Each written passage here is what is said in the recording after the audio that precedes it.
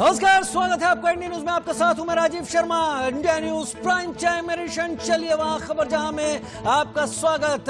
जरा सोच कर देखिए, जिस पुलिस के जिम्मे आम नागरिकों की रक्षा और सुरक्षा का जिम्मा रहता है, अगर वही किसी नागरिक की हत्या की साजिश में शामिल हो जाए तो किसी भी राज्य के पुलिस मुख्यालय पर प्रदेश और शहरों को पुख्ता सुरक्षा मुहैया कराने की जिम्मेदारी होती है। अगर वही बड़े घोटालों को अंजाम देने की योजना बनाने लगे तो, और पुलिस का सबसे बड़ा ओहदेदार यानी पुलिस कमिश्नर अपने किसी अदने से पुलिस ऑफिसर को बेशुमार ताकत बख्शकर गलत काम कराने लगे तो। इन दिनों मुंबई पुलिस ऐसे ही आरोपों से घिरी हुई है। देश की दो सर्वोच्च जांच एजेंसियां एनआईए और एटीएस ने इस बात का न सिर्फ शक जताया बल्कि पुख्ता सबूत होने का दावा भी कर रहे हैं। ऐसे में बड़ा सवाल, क्या परमवीर के दफ्तर में रची गई हत्या की साजिश? जी हां, मनसुख हिरेन की बात हो रही है। क्या सचिन वाजे के षड्यंत्रों से वाकिफ थे परमवीर सिंह? मनसुख की हत्या से किसका नफा, किसका हुआ नुकसान? सचिन वाजे आखिर किससे निभा रहा है वफादारी? कहां छुपा है वाजे का असली गॉडफादर? और इस बीच इस वक्त की बड़ी खबर यह है कि मुंबई के पूर्व पुलिस कमिश्नर ने सनसनीखेज आरोप चिट्ठी लिखकर लगा दिए हैं। गृह मंत्री अनिल देशमुख के कहने पर मुंबई में अवैध वसूली होती है। अनिल देशमुख ने कहा कि हर महीने 100 करोड़ की वसूली का टारगेट दिया गया। सचिन वाजे और एसीपी संजय पाटिल को यह टारगेट दिया गया था। मुंबई के बार रेस्टोरेंट से 40 से 50 करोड़ की वसूली का टारगेट था। बाकी 50 करोड़ दूसरे सोर्स से वसूलने का प्लान था। परमवीर सिंह दहिया ने कहा। परमवीर सिंह ने खुद को बचाने के लिए आरोप लगाए। पलटवार अनिल देशमुख महाराष्ट्र के गृह मंत्री ने किया। परमवीर एंटीलिया और मनसुख मर्डर केस में फंसे हैं, अनिल देशमुख ने यह कहकर पलटवार किया। वहीं बीजेपी ने आगे बढ़कर अब अनिल देशमुख का इस्तीफा मांगा है और यह भी कहा है इतिहास में शायद ये पहली बार हुआ है। राज ठाकरे का भी बयान आया है महाराष्ट्र पर, यह बहुत बड़ा धब्बा। और इस बीच मुंबई में उद्धव के घर पर एक बैठक चल रही है। एमएनएस के प्रमुख राज ठाकरे भी अब खुलकर सामने आ गए हैं। और अब आपको बताते हैं कि परमवीर सिंह ने जो चिट्ठी लिखी है उसमें आखिर ऐसा क्या है जिससे भूचाल आ गया है। परमवीर सिंह ने अपनी चिट्ठी में लिखा कि मेरे ट्रांसफर को लेकर अनिल देशमुख ने गलत बयानी की है। सचिन वाजे को अनिल देशमुख ने कई बार सरकारी आवास पर बुलाया। देशमुख ने वाजे को फंड इकट्ठा करने को कहा था। फरवरी के बाद कई बार ये मुलाकात हुई है और मुलाकात के दौरान देशमुख के सेक्रेटरी भी मौजूद रहे थे। देशमुख ने कहा कि उन्हें 100 करोड़ रुपए हर महीने इकट्ठा करने का टारगेट है। देशमुख ने यह कहा कि मुंबई में 1750 बार और रेस्टोरेंट हैं। अगर इनसे 2 से 3 लाख की वसूली की जाए तो 40 से 50 करोड़ आसानी से मिल जाएंगे। देशमुख ने यह भी कहा कि बचा हुआ टारगेट दूसरे सोर्स से पूरा किया जा सकता है। देशमुख से मुलाकात के बाद वाजे ने मुझे ये बातें बताई, ऐसा परमवीर सिंह का आरोप है जो उसने चिट्ठी में लिखे हैं पूर्व पुलिस कमिश्नर मुंबई। वाजे की बात सुनकर मैं हैरान रह गया, परमवीर सिंह ने कहा। कुछ दिन बाद देशमुख ने एसीपी संजय पाटिल को मिलने के लिए बुलाया। इस मुलाकात में डीसीपी भुजबल भी संजय पाटिल के साथ गए। इस मीटिंग में पलांडे नाम के अफसर भी शामिल थे। पलांडे ने देशमुख से अकेले में मुलाकात की। पलांडे ने एसीपी पाटिल और डीसीपी भुजबल को बताया इस बारे में। गृह मंत्री ने 40 से 50 करोड़ इकट्ठा करने का टारगेट दिया है। मुझे इस बारे में एसीपी पाटिल ने जानकारी दी थी, ऐसा परमवीर ने कहा। और ये मुलाकात 4 मार्च को गृह मंत्री से सरकारी बंगले पर हुई। यानी एक के बाद एक अनिल देशमुख को लेकर परमवीर सिंह के आरोपों की इस फहरिस्त में ऐसे आरोप हैं जिससे पुलिस महकमा तो सवालों के घेरे में आया ही, साथ ही महाराष्ट्र सरकार भी उस घेरे में आ गई है। आपके टीवी स्क्रीन पर इस वक्त परमवीर सिंह की वो चिट्ठी है और वो खास बड़ी बातें हैं जिन्होंने महाराष्ट्र की राजनीति में इस वक्त भूचाल ला दिया है। और महाराष्ट्र की राजनीति में अब महाराष्ट्र सरकार बैकफुट पर नजर आ रही है। एक मीटिंग मुख्यमंत्री उद्धव ठाकरे के घर पर भी चल रही है। अनिल देशमुख के फंसते ही इस सब मामले में तमाम राजनेता भी घेरे में हैं। और परमवीर सिंह की चिट्ठी में क्या बड़ी बातें हैं हम आपको वो भी बता देते हैं। वो बड़ी बातें हैं कि मेरे ट्रांसफर को लेकर गृह मंत्री अनिल देशमुख का बयान गैर कानूनी और गलत है। 32 साल तक पुलिस को सेवा देने वाले अफसर होने के नाते मैं आपको कुछ जानकारी देना चाहता हूं, ऐसा परमवीर ने लिखा।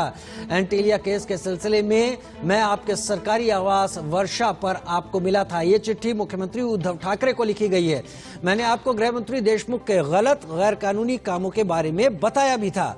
मैंने सारी जानकारी उप मुख्यमंत्री अजीत पवार को भी दी थी। परमवीर ने चिट्ठी में लिखा, एनसीपी प्रमुख शरद पवार को भी ये सारी बातें उन्होंने बताई थी, सिलसिलेवार ब्रीफ किया था। राज्य के कई मंत्रियों को देशमुख के बारे में ऐसा पहले से ही पता था। परमवीर की चिट्ठी में आरोप, सचिन वाजे को अनिल देशमुख ने कई बार अपने सरकारी आवास पर बुलाया था। देशमुख ने वाजे को फंड इकट्ठा करने की जिम्मेदारी दी थी, फंड इकट्ठा करने को कहा था। फरवरी के बाद यह मुलाकात कई बार अनिल देशमुख और वाजे के बीच में हुई, ऐसा परमवीर सिंह का कहना है। मुलाकात के दौरान देशमुख के सेक्रेटरी भी मौजूद थे। देशमुख ने कहा कि उन्हें 100 करोड़ रुपए हर महीने इकट्ठा करने का टारगेट है। देशमुख ने कहा, मुंबई में 1750 बार और रेस्टोरेंट हैं। अगर हर एक से 2 से 3 लाख की वसूली हो तो 40 से 50 करोड़ रुपए मिल जाएंगे। परमवीर जी की चिट्ठी में क्या क्या खास है मैं वो बता रहा हूं आपको। देशमुख ने कहा, बचा हुआ टारगेट दूसरे सोर्स से पूरा किया जा सकता है। देशमुख से मुलाकात के बाद वाजे ने यह बात परमवीर सिंह को बताई, ऐसा परमवीर सिंह ने लिखा। वाजे की बात सुनकर मैं हैरान रह गया था। ये पूरी चिट्ठी उद्धव ठाकरे को संबोधित करते हुए लिखी गई। कुछ दिन बाद देशमुख ने एसीपी संजय पाटिल को मिलने के लिए बुलाया। इस मुलाकात में डीसीपी भुजबल भी संजय पाटिल के साथ गृह मंत्री अनिल देशमुख से मिलने पहुंचे। इस मीटिंग में गृह मंत्री के पीएस पलांडे भी शामिल थे। पीएस पलांडे ने देशमुख से अकेले में इस दौरान बातचीत की। पीएस पलांडे ने एसीपी पाटिल और डीसीपी भुजबल को इस बारे में जानकारी दी। गृह मंत्री ने हर महीने 40 से 50 करोड़ रुपए इकट्ठा करने का टारगेट दिया है और मुझे इस बारे में एसीपी पाटिल ने जानकारी दी है। मुलाकात 4 मार्च को गृह मंत्री से सरकारी बंगले पर की गई थी। 16 मार्च को एसीपी संजय पाटिल और मेरे बीच में मैसेज के जरिए बातचीत हुई। और परमवीर की चिट्ठी के साथ इस वक्त की एक बड़ी खबर भी ये है कि वसूली के आरोपों पर अनिल देशमुख ने अब सफाई दी है। परमवीर सिंह के आरोप गलत हैं, अनिल देशमुख का ऐसा कहना है। एंटीलिया केस में खुद को बचाने के लिए परमवीर सिंह ने ऐसे आरोप लगाए। मनसुख हिरेन की हत्या से भी परमवीर के तार जुड़ रहे हैं। अनिल देशमुख ने अब परमवीर के ऊपर पलटवार किया है। अनिल देशमुख ने उस चिट्ठी में लिखी गई तमाम बातों का खंडन किया है और उल्टा आरोप पूर्व पुलिस कमिश्नर परमवीर सिंह के ऊपर मढ़ दिए हैं।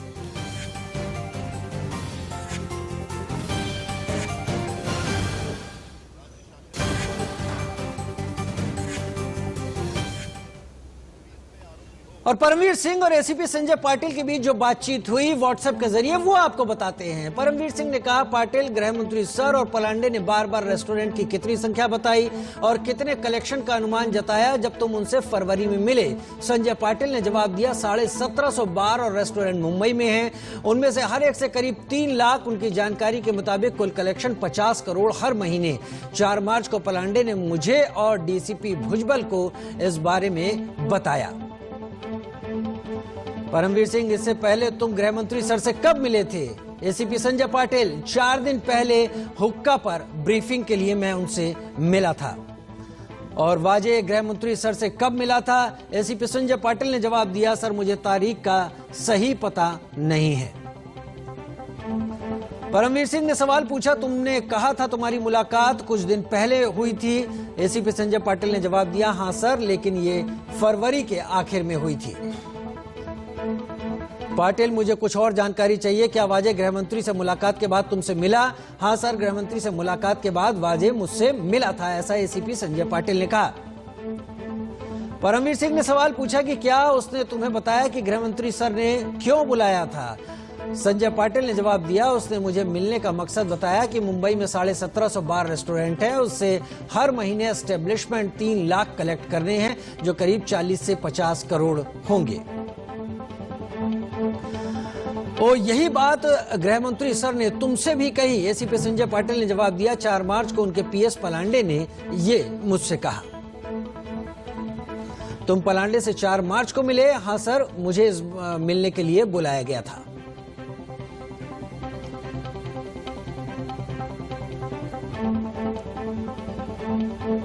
और इस बीच महाराष्ट्र के पूर्व मुख्यमंत्री देवेंद्र फडणवीस ने कहा कि परमवीर सिंह के आरोप के बाद महाराष्ट्र के गृह मंत्री को तत्काल अपने पद से इस्तीफा दे देना चाहिए। इन्होंने पत्र के माध्यम से जो आरोप लगाए हैं वो अत्यंत गंभीर है। मैं तो ऐसा मानता हूं कि जो जिलेटिन की स्टिक्स मिली है उससे भी ज्यादा विस्फोटक इस प्रकार के ये सारे के सारे आरोप दिखाई पड़ते हैं।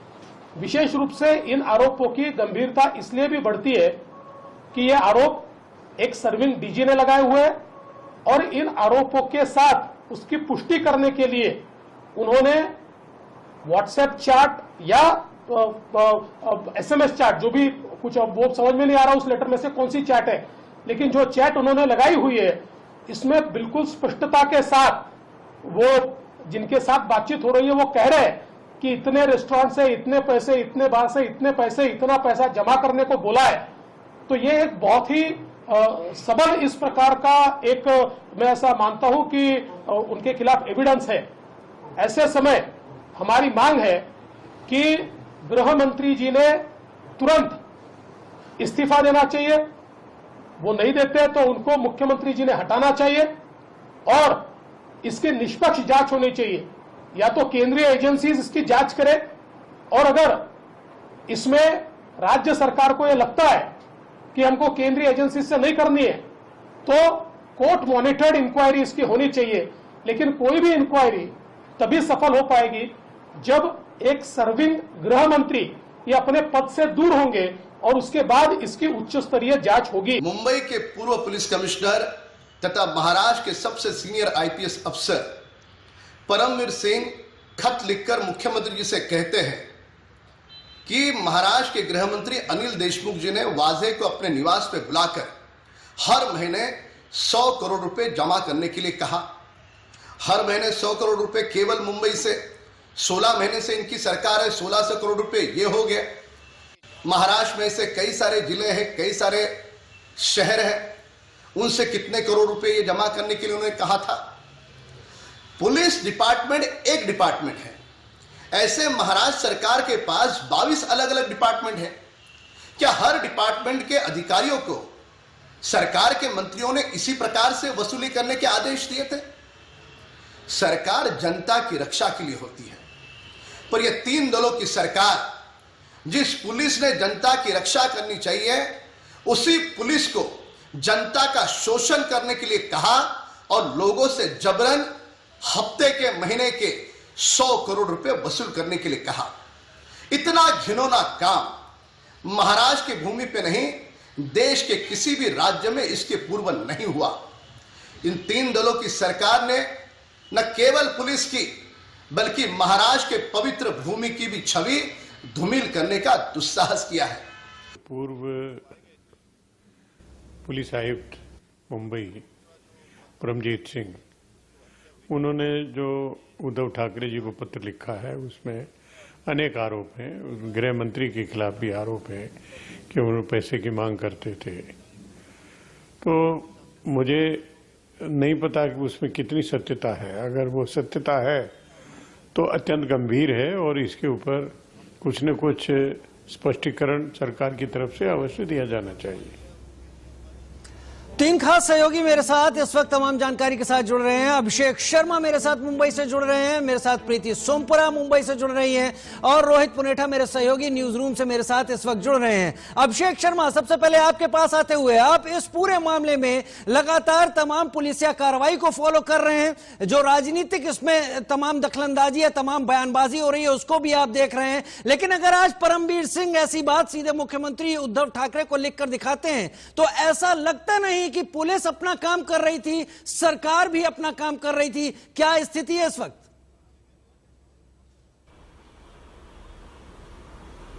बिल्कुल जाहिर सी बात, देखिए अब पूरा जगजाहिर हो चुका है किस तरीके से महाराष्ट्र में जो राजनीति अब तक चल रही थी कहीं न कहीं वह अब राजनीति नहीं बल्कि अब साफ साफ दिखाई पड़ रहा है कि यहाँ पर अधिकारी यानी पुलिस ही सरकार के खिलाफ हो चुके हैं। और पुलिस सरकार के खिलाफ होने का साफ संकेत जाता है किस तरीके से यहाँ पर सब कुछ गड़बड़ चल रहा है, क्योंकि परमवीर सिंह कोई छोटे अधिकारी नहीं, एक IPS अधिकारी है। उन्होंने जिम्मेदारी पूर्वक उन्होंने महाराष्ट्र के मुख्यमंत्री को और साथ ही साथ महाराष्ट्र के राज्यपाल को पत्र लिखकर उन्होंने साफ साफ बताया है, आप बीती बताइए क्या आखिरकार महाराष्ट्र में चल रहा है। और इस पूरे मामले पर देखिए आते ही पूरी तरीके से कह सकते हैं देश भर में किस तरीके से खबर आग के तरीके फैली है कि आखिरकार महाराष्ट्र में वास्तव में सब कुछ जो चल रहा है वह बहुत गड़बड़ चल रहा है। और देखिए कि जिस तरीके से विरोधी पार्टी यानी विपक्ष बीजेपी लगातार इस पर मामले ठीक है अभिषेक आपके पास आता हूं, अभिषेक आपके पास आता हूं। बड़ी खबर आ रही है इस वक्त महाराष्ट्र से। महाराष्ट्र में राष्ट्रपति शासन की सिफारिश कर सकते हैं राज्यपाल भगत सिंह कोश्यारी। सूत्रों के हवाले से खबर सामने आ रही है और अगर ऐसी सुगबुगाहट है, ऐसे सूत्रों से खबर आ रही है तो एक वाकई बड़ा कदम हो सकता है। मेरे साथ तमाम मेरे सहयोगी लगातार जुड़े हैं, लेकिन बड़ी खबर सूत्रों के हिसाब से इस वक्त सूत्रों के अनुसार महाराष्ट्र में राष्ट्रपति शासन की सिफारिश कर सकते हैं राज्यपाल भगत सिंह कोश्यारी। बड़ी खबर इस वक्त की। प्रीति सोमपुरा मेरे साथ इस वक्त जुड़ी हुई है। प्रीति, बहुत मुश्किल में आ रही है महाराष्ट्र सरकार इस वक्त, बहुत ही ज्यादा मुश्किल में परमवीर सिंह के मुख्यमंत्री को लिखे इस खत के बाद। परमवीर सिंह ने जो पत्र लिखा है उसके बाद जो है महाराष्ट्र की राजनीति में भूचाल सा आ गया है, क्योंकि जिस तरीके से उन्होंने सीधे तौर पे आरोप लगाया है महाराष्ट्र के गृह मंत्री के ऊपर, उन्होंने एक नहीं बल्कि तीन आरोप जो है इस पत्र के जरिए लगाए है। और साथ में ये भी लिखा गया है किस तरीके से दादरा नगर हवेली के जो MP थे उनका जो आत्महत्या हुई थी, इसमें SIT का गठन किस तरीके से किया गया था, कई सारे आरोप लगाए गए। साथ में यह भी कहा गया है कि वो जो है महाराष्ट्र के गृह मंत्री जो है ना सिर्फ सचिन वजे को अपने घर पे बुलाते थे बल्कि ACP पाटिल और यहाँ तक कि DCP भुजबल को भी जो है अपने घर पे बुलाते थे, सरकारी निवास स्थान पे जो है वो पैसे वसूल करने की बातें करते थे। अब जो बात हुई, एक बात जो है ये है कि दोनों एक दूसरे पर आरोप प्रति आरोप लगा रहे हैं। महाराष्ट्र के गृह मंत्री ने इस आरोप को खारिज कर दिया है, लेकिन सबसे बड़ा सवाल यहाँ पे ये आता है कि मनसुख हिरेन की हत्या किसने और क्यों की? क्या मनसुख हिरेन ये सारे राज जानता था? क्या इसीलिए उसको मार दिया गया? हालांकि अभी तक जो है इसकी गुत्थी सुलझी नहीं है, NIA के हाथ में एक केस गया है, लेकिन सबसे बड़ा सवाल अभी भी यही बनता है कि मनसुख हिरेन की हत्या किसने और क्यों की? ठीक है प्रीति, दो चीजें आपस में जुड़ती हुई दिख रही हैं। एंटीलिया मामला, उसके साथ मनसुख हिरेन की हत्या और अब NIA इन दोनों की जांच कर रही है। लेकिन बड़ी खबर जो इस वक्त है, अगर सूत्रों के हिसाब से खबर सामने आ रही है कि महाराष्ट्र में राष्ट्रपति शासन की सिफारिश राज्यपाल कर सकते हैं। रोहित पुनेठा, कितनी बड़ी किरकिरी इस वक्त अघाड़ी सरकार के लिए? देखिए राजीव, अगर कोई एक्टिंग सरकार को बहुमत में हो सरकार और उस वक्त राष्ट्रपति शासन लग जाए तो इससे बड़ी किरकिरी कुछ हो ही नहीं सकती है। लेकिन चूंकि जो परमवीर सिंह हैं उन्होंने पत्र मुख्यमंत्री को लिखा है तो वही एक CC उसकी जो कॉपी है उन्होंने राज्यपाल को भी भेजी है और राज्यपाल ने पत्र पढ़ने के बाद अब चूंकि आप देखिए कि वो एक्टिंग DG हैं, ऐसा नहीं है कि ये सरकार या अनिल देशमुख ये कह दें कि पूर्व हैं और रिटायर हो गए तो अब इस तरह के आरोप लगा रहे हैं। He is acting DG home guards हैं अभी वो, और एक एक्टिंग DG अगर अपने ही प्रदेश की सरकार पर इस तरह से आरोप लगाता है, वो कहता है कि हाँ मेरा बॉस यानी कि मेरा जो मुखिया है वो इस चीज के लिए मेरे डिपार्टमेंट के लोगों को, मेरे मातहत लोगों को प्रेशराइज करता था कि तुम 100 करोड़ रुपया लेके आओ, 50 करोड़ मैं बताता हूं तुमको यहां से मिलेगा होटल और बाहर से, 50 करोड़ कहां है इसकी लाने की जिम्मेदारी तुम्हारी है। और एक एक अफसर को अपने घर पर बुलाकर पर्सनली उनको बुलाकर उनको ब्रीफ किया करता था। यानी कि यह सीधे तौर पर सवाल है कि आप पुलिस की कार्यप्रणाली में किस हद तक इंटरफेयर कर रहे हैं, अपने घर पर बुलाकर आप किस तरीके से ब्रीफिंग कर रहे हैं। उससे भी बड़ा रोहित ये मामला है कि क्या ये अपने आप में केवल एक उदाहरण है? क्या इस बात की कोई गारंटी नहीं है कि इसके अलावा और भी कई सारे इस तरह के उदाहरण हो जो अभी सामने ना आए हो? आप तीनों बने रहिए हमारे साथ। शासन की सिफारिश कर सकते हैं राज्यपाल, बड़ी खबर इस वक्त की। सूत्रों के हिसाब से खबर सामने निकल कर आ रही है। जो कुछ भी महाराष्ट्र में इस वक्त तमाम डेवलपमेंट दिखाई पड़ रहे हैं उसको देखते हुए समझ में आ रहा है, सूत्रों से खबर मिल रही है कि राज्यपाल भगत सिंह कोश्यारी राष्ट्रपति शासन की सिफारिश कर सकते हैं। और इसके साथ एक और बड़ी खबर सामने आ रही है। मुंबई के पूर्व पुलिस कमिश्नर परमवीर सिंह के सनसनीखेज आरोप। गृह मंत्री अनिल देशमुख के कहने पर मुंबई में अवैध वसूली होती थी। अनिल देशमुख ने हर महीने 100 करोड़ की वसूली का टारगेट दिया हुआ था। सचिन वाजे जो NIA की गिरफ्त में है और ACP संजय पाटिल को एक टारगेट दिया गया था। मुंबई के बार रेस्टोरेंट से 40 से 50 करोड़ की वसूली और बाकी 50 करोड़ दूसरे सोर्स से वसूलने का प्लान था। रोहित पुनेठा, अभिषेक शर्मा और प्रीति सोमपुरा हमारे साथ इस वक्त जुड़े हुए हैं। तमाम ज्यादा जानकारी इस पूरे मुद्दे के ऊपर।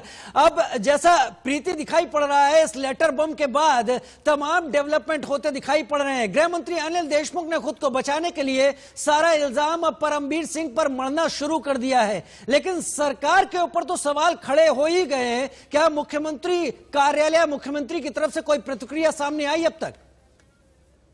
देखिए, आपसे कुछ ही देर पहले जो है नासिक में संजय राउत जो शिवसेना के सांसद हैं, उन्होंने मीडिया से बात की है। उन्होंने साफ तौर पे कहा है कि मुझे इस पत्र के बारे में कुछ नहीं पता है और इसके बारे में जो है सरकार के जो सीनियर मंत्री है वही बता सकते हैं। यानी कि कहीं ना कहीं शिवसेना जो है अब इस पूरे मामले से पर्दा झाड़ने की कोशिश कर रहे हैं। अगर बात करें तो 2 दिन पहले भी जो है संजय निरुपम ने सीधे तौर पे आरोप लगाया था एनसीपी के नेताओं के ऊपर, जिस तरीके उन्होंने साफ तौर पे कहा था कि पूरा जो मामला है उसके लिए जिम्मेदार सिर्फ और सिर्फ शिवसेना और एनसीपी है। यानी कि कांग्रेस भी जो है अब इस मामले में जो है आरोप लगा रही है। लेकिन जिस तरीके से शिवसेना की ओर से जो प्रतिक्रिया आई है उसमें उन्होंने साफ तौर पे कहा है कि वो इस पे कोई भी कमेंट करना नहीं चाहते हैं। अब देखना ये होगा कि इसके ऊपर एनसीपी के अध्यक्ष शरद पवार क्या राय देते हैं। शरद पवार के ऊपर अब सबकी निगाहें हैं कि वो इस पर क्या कहते हैं। वहीं परमबीर सिंह के खुलासे के बाद महाराष्ट्र में सियासी तूफान आ गया है। महाराष्ट्र सरकार से अलग हो सकती है शिवसेना।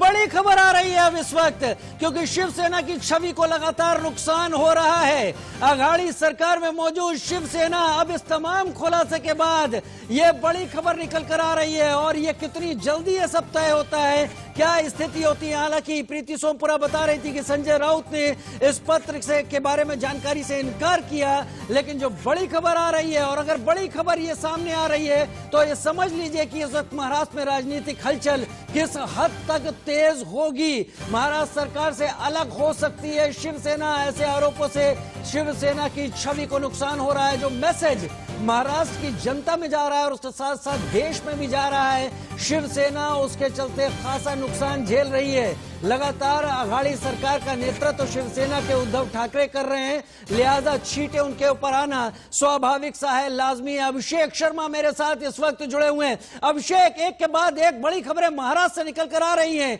अगर राष्ट्रपति शासन लगाने की सिफारिश की जा सकती है तो वहीं शिवसेना अगर अलग होने का फैसला कर रही है तो यकीनन बड़ी खबर महाराष्ट्र की राजनीति को लेकर।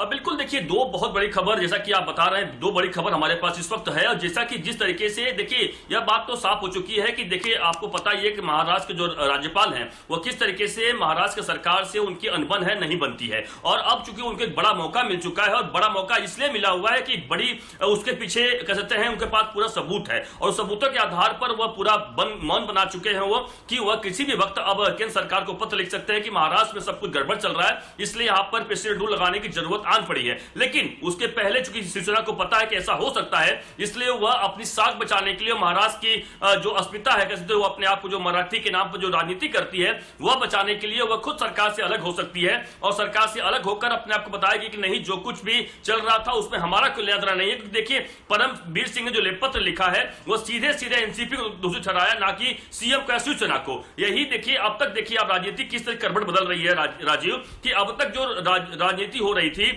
जो दबाव आ रहा था, जो आरोप लग रहे थे वो शिवसेना के ऊपर लग रहे थे। लेकिन अब पहली बार ऐसा हुआ है कि पूरा का पूरा आरोप शिवसेना से फोकस होकर एनसीपी पे चला गया है। एनसीपी पे उद्धव ठाकरे, माफ कीजिएगा, शरद पवार से लेकर अनिल देशमुख से लेकर अजित पवार तक चला गया है, क्योंकि इसमें तीनों का नाम लिखा परमबीर सिंह ने, कि शरद पवार को भी उन्होंने बताया था, अजित पवार को भी बताया था, अनिल देशमुख का नाम तो साफ साफ ही है। तो यानी पहली बार ऐसा हुआ है कि शिवसेना से फोकस हटाकर सीधे सीधे एनसीपी को इसमें मोहरा बनाया गया, एनसीपी को दोषी ठहराया गया कि एनसीपी के ही वजह से सब कुछ गड़बड़ हो रहा था। यानी अब उद्धव ठाकरे को बड़ा मौका मिल गया है कि वह सरकार से अलग हो, और इसीलिए शिवसेना के अंदरूनी जो सूत्र हैं जो हमारे बता रहे हैं कि किसी भी वक्त उद्धव ठाकरे बड़ा फैसला भी कर सकते हैं कि सरकार से अलग हो जाए, ताकि उनकी छवि जो है वह गड़बड़ ना हो। और साथ ही साथ एक और बड़ी खबर आ रही है, बता दूं आपको सूत्रों के हवाले से, कि बिहार पैटर्न महाराष्ट्र में भी हो सकता है। यानी बिहार पैटर्न का मतलब साफ है कि महाराष्ट्र में फिर से एक बार बीजेपी शिवसेना सरकार बना सकती है। यह भी बहुत बड़ी खबर सूत्रों द्वारा हमारे पास आ रही है। यानी महाराष्ट्र में शिवसेना का ही सीएम होगा,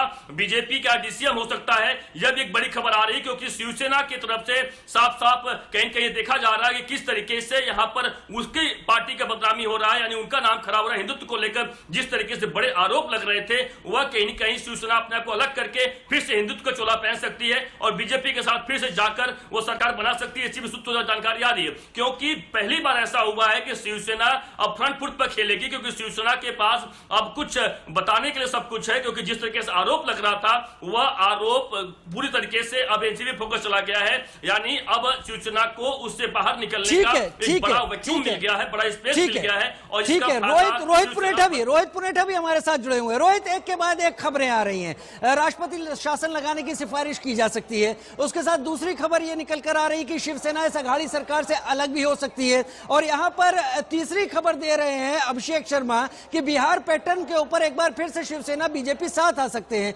लेकिन हमें यह भूलना नहीं होगा कि परमवीर सिंह ने जो खत लिखा उसमें यह बात साफ कर दी थी कि मुख्यमंत्री उद्धव ठाकरे को भी इस वसूली के बारे में लगातार बताया गया था, जानकारी थी। तो क्या ये चीजें आगे संभव होंगी, और होंगी तो इस दाग को कैसे धोएगी बीजेपी शिवसेना के ऊपर जो लगा हुआ है? देखिए राजीव, इस वक्त अगर अनिल देशमुख मुश्किल में है तो उद्धव ठाकरे के लिए दोहरी मुश्किल है। दोहरी मुश्किल इसलिए उद्धव ठाकरे के लिए, ठीक है कि अनिल देशमुख को इस बारे में पता था, लेकिन उद्धव ठाकरे को भी इस बारे में जानकारी थी। जैसा कि आपने बताया, परमवीर सिंह ने इस बात को बिल्कुल लेटर में क्लियर कर दिया है कि उद्धव ठाकरे को पता था इस बारे में, यानी कि परमवीर सिंह के बॉस अनिल देशमुख, लेकिन अनिल देशमुख के बॉस कौन है? सीएम उद्धव ठाकरे, उनको पता था। दूसरी बार उन पर नैतिक दबाव बढ़ गया है कि वो सरकार से अलग हो जाएं, क्योंकि लगातार हम देख रहे हैं पिछले कुछ वक्त से सरकार को लेकर बहुत ज्यादा किरकिरी हो रही है, चाहे वो सुशांत सिंह राजपूत का मामला हो, चाहे वो पालघर का मामला हो, या फिर अब वो मामला हो। और जब एक स्टेट का एक डीजी रैंक का अफसर सीधे तौर पर सरकार पर आरोप लगाता है, तो जाहिर सी बात है कि सीधे तौर पर इसका असर मुख्यमंत्री पर पड़ता है। इसलिए मुझे लगता है कि उद्धव ठाकरे, अब वो कहते हैं ना कि जो दाग लगे हैं, उन दाग को धोने वाली सिचुएशन शायद उनके सामने आ गई है। उनके सामने बस एक अच्छी किस्मत यह है कि जो गृह विभाग था वो अनिल देशमुख के पास था, और अनिल देशमुख एनसीपी के हैं, तो वो अब सारा का सारा ठीकरा एनसीपी के ऊपर फोड़कर हो सकता है निकलने की तैयारी में हो। ये इस तरह की खबरें आ रही हैं सामने, लेकिन फाइनली होता क्या है उसके लिए अभी मंथन चल रहा है, जैसा कि हम देख भी रहे हैं। बहुत सारे जो अफसर हैं उनके साथ उद्धव ठाकरे बैठक कर रहे हैं कि भाई आगे क्या करना चाहिए और क्या नहीं करना चाहिए। और जैसा कि अभिषेक ने भी बताया कि हाँ, हो सकता है कि वो पुराने वाला फॉर्मूला, जो पुरानी वाली पीछे सरकार थी, शिवसेना और बीजेपी मिलकर चला रही थी सरकार, लेकिन मुझे उसमें एक डाउट लगता है कि क्या दागी सीएम को, कमजोर सीएम को, जिसको लगातार बीजेपी कहती रही है उद्धव ठाकरे को, क्या उनको as a CM BJP accept करेगी? और इतने अच्छी पोजीशन में होने के बावजूद क्या एक डिप्टी सीएम पोस्ट लेकर मान जाएगी बीजेपी? इसके सवाल शाइना एनसी से ले लेते हैं। शाइना एनसी बीजेपी की नेता हमारे साथ इस वक्त फोन लाइन पर जुड़ गई हैं। शाइना जी, जो परमवीर सिंह की चिट्ठी है, उस परमवीर सिंह की चिट्ठी में उन्होंने मुख्यमंत्री उद्धव ठाकरे को जानकारी दी, उन्होंने एनसीपी चीफ शरद पवार को जानकारी दी, उन्होंने गृह मंत्री अनिल देशमुख को जानकारी दी, और जो कुछ भी खुलासे हुए हैं महाराष्ट्र में, यकीन नहीं किया जा रहा कि एक सरकार और पुलिस विभाग इस तरह से भी चल सकते हैं। क्या मुख्यमंत्री उद्धव ठाकरे को सारी जिम्मेदारी अपने ऊपर लेनी होगी?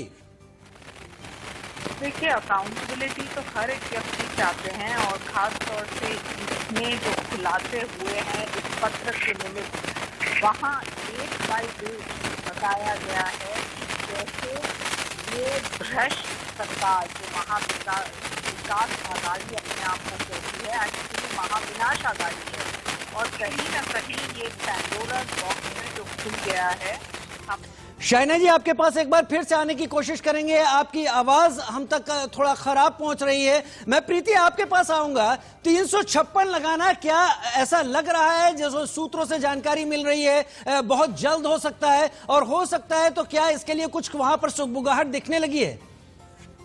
देखिए, हमारे जो सूत्र बता रहे हैं उसके मुताबिक जो है बीजेपी इस वक्त चाहती है मध्यावर्ती चुनाव करने के लिए। वो किसी भी पार्टी के साथ जाना नहीं चाहती, ना ही वो शिवसेना के साथ जाना चाहती है, ना ही वो एनसीपी के साथ जाना चाहती है। लेकिन बीजेपी चाहती है कि इस वक्त जो है अगर चुनाव होते हैं तो बीजेपी को भी पता है कि वो ज्यादा से ज्यादा सीटें जो हासिल कर पाएगी। पिछले चुनाव में देखने को मिला था कि 105 सीटें जो है बीजेपी को मिली थी, तो उनको उम्मीद है कि इस बार जो है वो क्लियर मेजोरिटी हासिल कर सकती है, क्योंकि इस पूरे प्रकरण में देखा जाए तो तीनों पार्टियों की किरकिरी हुई है।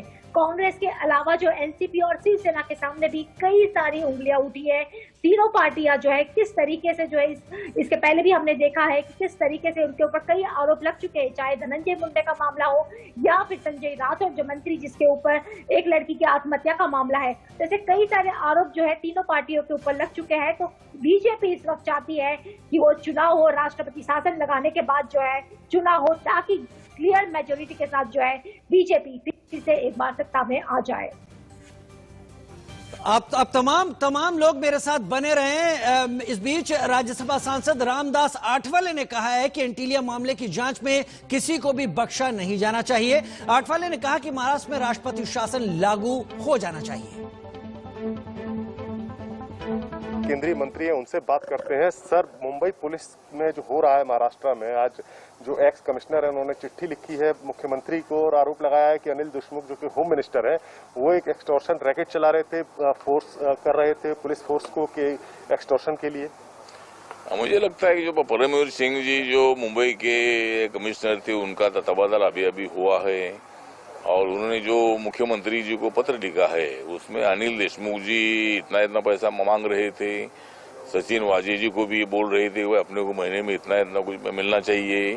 तो ये घटना बहुत बड़ी सीरियस है। तो इसीलिए मुझे लगता है कि अनिल देशमुख ने फौरन अपने पद का इस्तीफा देने की आवश्यकता है और उसके साथ साथ परमवीर सिंह जी ने जो आरोप लगाए हैं इसकी पूरी जांच एनआईए के माध्यम से होनी चाहिए।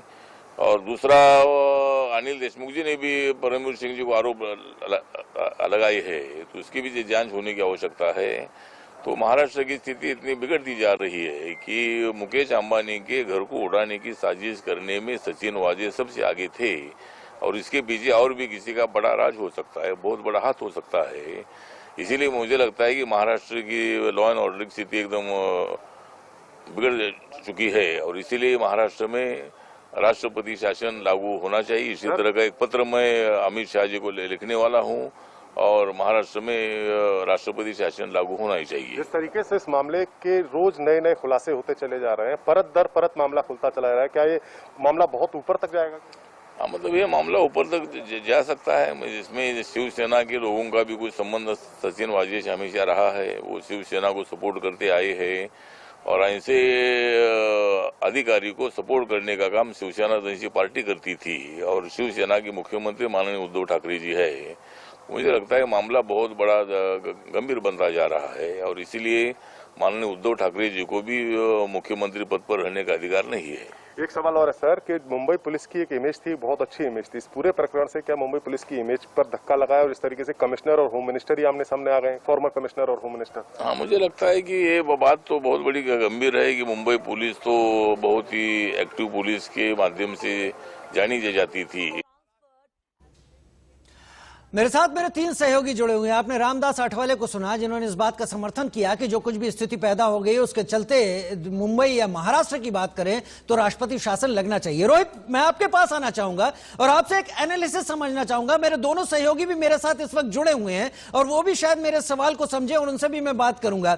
रोहित, कई बार क्या होता है कि इन तमाम चीजों में जो राजदार होता है वो कहीं ज्यादा खतरनाक होता है। मैं आपका एनालिसिस इस बात पर चाहता हूं कि 40 से 50 करोड़ रुपए रेस्टोरेंट और बार से वसूली और 40 से 50 करोड़ रुपए और सोर्सेस से वसूली, और ये तमाम बातें सचिन वाजे के जरिए थी। सचिन वाजे वो शख्स जो मनसुख हिरेन के सबसे नजदीकी था आखिरी दिनों में, और मनसुख हिरेन की हत्या हो जाती है। क्या कहीं ऐसा तो नहीं कि मनसुख हिरेन इन तमाम डीलिंग्स के बारे में जान गया था, लिहाजा उसको इस पूरे खेल का एक हिस्सा न होने के चलते या होने के चलते सजा भुगतनी पड़ी और फिर इसकी आंच कहीं और जाती हुई दिखाई पड़े? रोहित, मामले को अगर हम देखें तो इसमें परतें इतनी उलझी हुई हैं कि अभी कुछ भी कह पाना मुझे लगता है कि सही नहीं होगा किसी के ऊपर उंगली उठाकर। लेकिन ये जरूर है कि मनसुख हिरेन की अगर हत्या हुई है और जिस परिस्थितियों में हत्या हुई है, हमने देखा जो अभी तक एनआईए जांच में और एटीएस की जांच में सामने आया है कि मनसुख हिरेन के मुंह में रुमाल ठूसे गए थे और उसको उसमें भी 2 थ्योरी आई थी कि जिंदा फेंक दिया गया, मार के फेंक दिया गया। ये लगभग तय था कि हाँ, मनसुख हिरेन की हत्या की गई थी। सवाल यह था कि हत्या क्यों की गई? ऐसा कोई क्रिमिनल बैकग्राउंड मनसुख हिरेन का नहीं था, लेकिन सचिन वाजे से उसके कनेक्शंस थे। और सचिन वाजे कौन था? सचिन वाजे अब खुलकर सामने आ रहा है कि हाँ, सचिन वाजे वो शख्स था जिसको महाराष्ट्र के गृह मंत्री अनिल देशमुख का डायरेक्ट हाथ था। वो सीधा या तो कमिश्नर को रिपोर्ट करता था या फिर महाराष्ट्र के गृह मंत्री को रिपोर्ट करता था। तो क्या 100 करोड़ की वसूली ऐसे ही हो जाएगी? राजीव, पहला सवाल तो यही जो है वो एक कहते हैं ना कि वेरिफाइड इंटेंशन को क्लियर करता है कि क्या 100 करोड़ की वसूली ऐसे होगी? और अगर अनिल देशमुख ने इस तरह के बात कही है सचिन वाजे से, तो यानी कि वो सचिन वाजे जो है वो बहुत क्लोज रहा होगा अनिल देशमुख के, इसलिए 100 करोड़ की वसूली की बात की गई है। और एक चीज और मैं आपको बताऊं, पिछले दिनों इस तरह की जानकारियां भी सामने आई हैं कि जितने भी इंपॉर्टेंट केसेस थे वो सब के सब सचिन वाजे को दिए जाते थे। इसको लेकर भी हमने लगातार सवाल उठाए थे, इंडिया न्यूज ने भी इसको लेकर सवाल उठाए थे कि क्या ऐसी वजह रही कि एक शख्स जो कि पहले वीआरएस लेने के लिए तैयार था, वो छोड़ चुका था, फिर उसको शिवसेना ज्वाइन कराते हैं, फिर उसके बाद जब वो वापस आता है तो वापस आने के बाद उसको सारे इंपॉर्टेंट केसेस दे देते हैं। तो अगर हम कड़ियों को जोड़ेंगे राजीव, तो कहीं ना कहीं एक अनसेड हम जो एक रिजल्ट है उसके करीब पहुंचेंगे कि हाँ, बहुत बड़ी चीजें अभी इसके पीछे आप चल रही बहुत हैं। बड़ा इशारा, अभी आप बहुत देखिए बड़ा राजीव, इशारा दे रहे हैं रोहित, आप बहुत बड़ा इशारा दे रहे हैं। आप अगर ये बात यहां पर कह रहे हैं कि तमाम इंपॉर्टेंट इन्वेस्टिगेशन सचिन वाजे को दी जाती थी, तो एक सवाल यह भी उठता है कि ये तमाम इन्वेस्टिगेशन के लिए दी जाती थी या उस वसूली के लिए, उस वसूली के एवज में दी जाती थी कि धमकाकर इनकी बिना पर वसूली की जा सके। हालांकि ये तमाम सवाल हैं जिन्हें एनआईए भी जरूर देखेगी। मैं आऊंगा बाकी दो सहयोगियों के पास और आपके पास भी लौटकर। एक छोटा सा ब्रेक हो चला है, हम जल्द हाजिर होते हैं, कहीं मत जाइए।